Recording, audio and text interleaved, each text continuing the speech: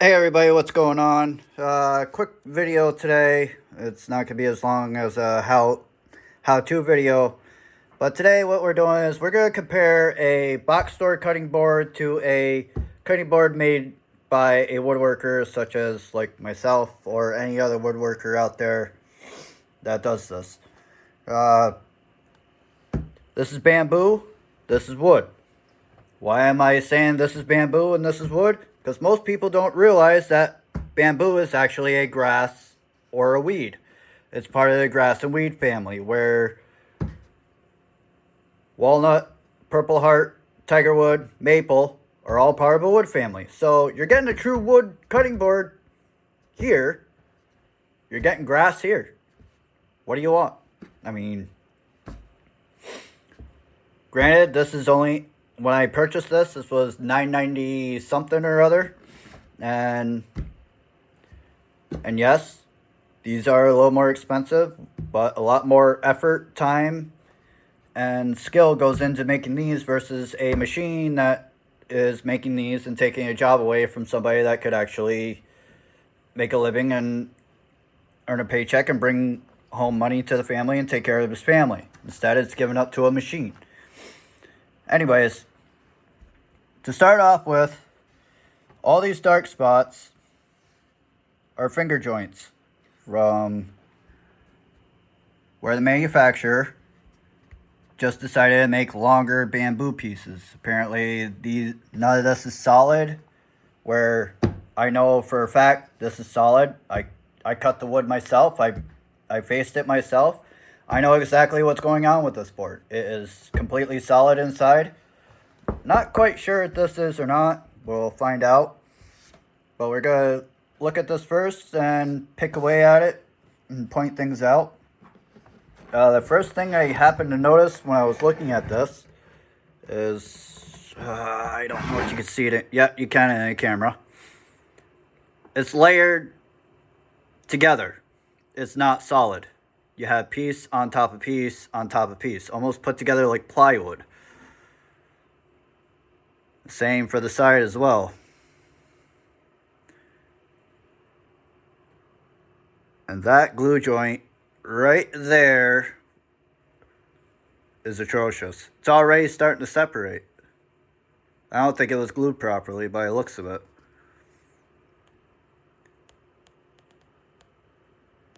So, you got bad glue joints. Yep, one right there. Separation. Another separation right there. So, and even the finger joints aren't tight. There's holes in them, such as that one there. And this board is completely dry. It is not treated with anything. No mineral oil, no tung oil, nothing. This is completely dry.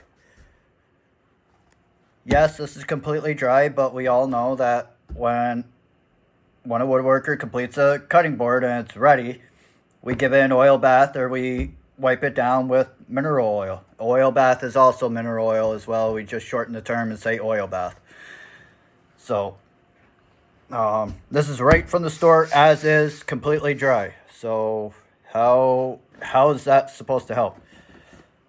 Granted, bamboo is water repellent to a certain degree. It is not completely waterproof, but you still need that protection on the board. Just like a wood board, you still need that protection, regardless of what it's made out of. Unless it's plastic, then that's a whole nother ball of wax and a topic for another day. So, anywho, let's take a look at the back side. It's probably covered in dust from my bench, but that's okay. Yep, same thing happening. Pits and open holes. I don't even understand how this even passed their quality test, if they even did one.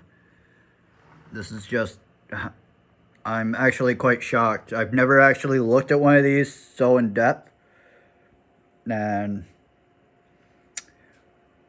yeah, I will never even buy a cutting board for somebody else from a box store. Not that I've ever done, but I never will. This sort of sealed the sealed the deal on that one. So, now my question is this thing solid? What do you guys think? I know this is solid. It's not hollow. It's not put together like plywood. You have solid pieces.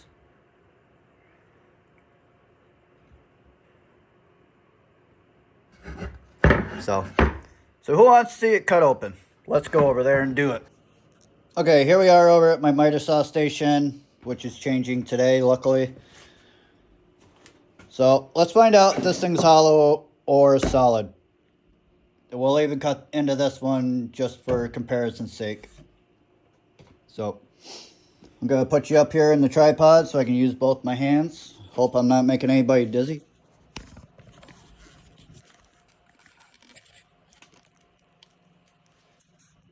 There we go. And let's give her a cut and see what happens.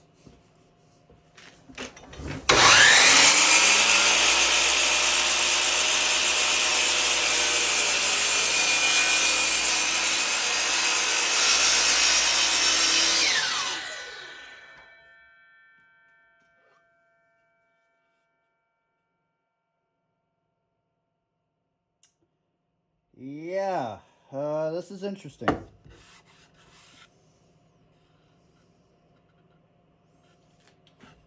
So what we actually have here, guys and gals,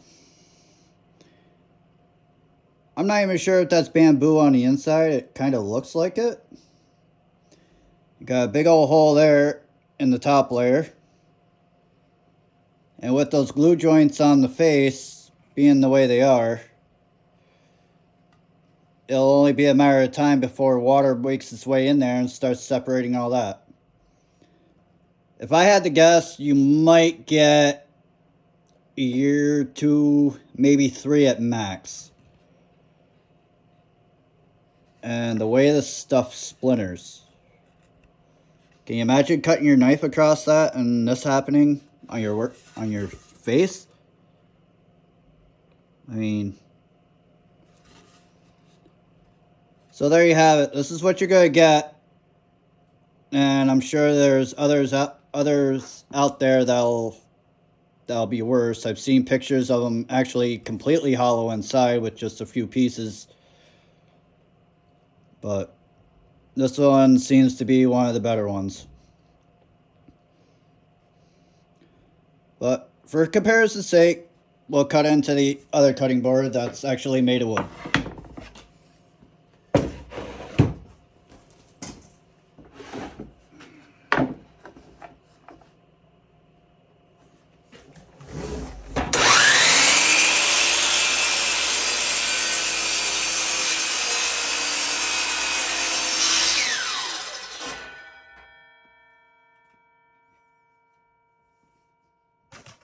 Oh, sorry. Hey, look at that. It's completely solid right through. Even the glue joints inside are even tight. There's no way water's getting into a cutting board like this.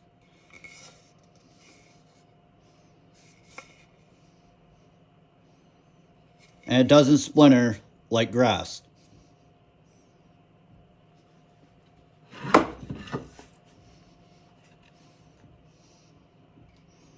I mean, you can see the difference in the cut. Same saw, same blade, different material. So, why does a cutting board cost so much from a woodworker? Well, our tools, our time, our experience. Wood's not cheap material. And we actually take notice to any imperfections, any problems, we tend to them. And we make sure we put out a good product.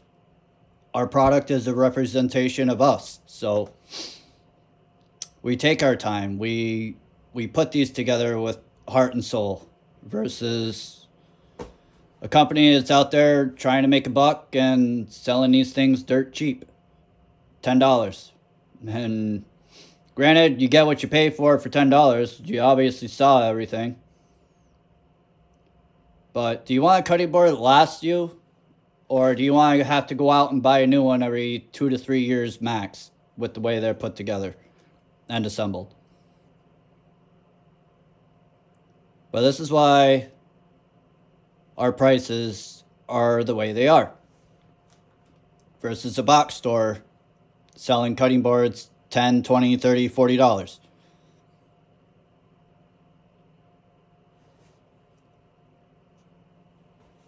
I'm speechless, honestly.